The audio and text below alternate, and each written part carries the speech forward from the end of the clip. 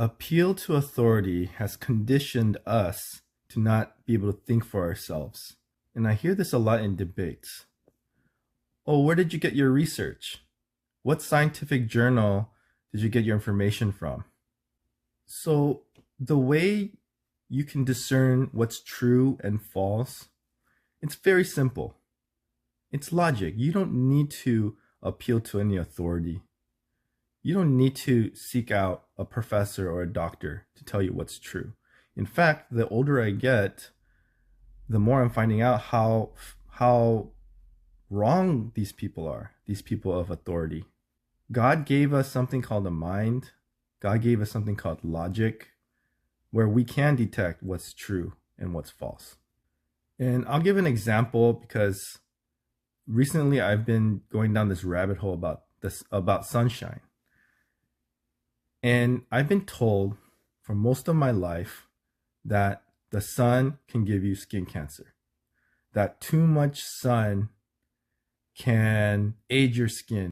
When I do Google searches, I don't search, is sunshine good for me? I search, is vitamin D good for me? I search, what can vitamin D deficiency do to my body? And you need vitamin D. Vitamin D is essential for life. It's essential for plants. It's essential for us. And so you cannot have those two opposing viewpoints, that vitamin D is essential for good health, and also think that having sunshine will give you skin cancer. That's what creates cognitive dissonance. And cognitive dissonance, it'll break your brain. One of these are a lie. You can't have both be true. And then you just start thinking, well, God's creation is perfect. And the reason I know that is because the sun every day comes up and the sun every day comes down. There's not a single glitch in the sun. It's always right on time, providing life for this earth. So a God that has created the sun, this beautiful sun, a God that has created life that can exist on this earth. And then you just think back to our ancestors. Did our ancestors sit all day in a cubicle or a classroom? Did our ancestors sit in a living room all day? No, they were outside. If you believe that God's creation is perfect, then you got to also admit that we were designed for sunlight. We were designed to be outdoors, just like every animal on this earth, except for, I guess, pets. But that's unnatural. Animals are meant to be outdoors. Every wild animal is outdoors. They're not sitting in a cubicle or in a classroom. And so there you go. That's an example.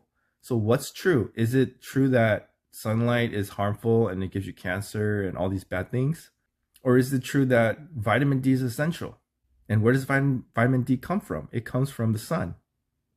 So there, in just that thread of logic, the sunlight is good, meaning that wherever research that said sunshine is bad, that's the lie.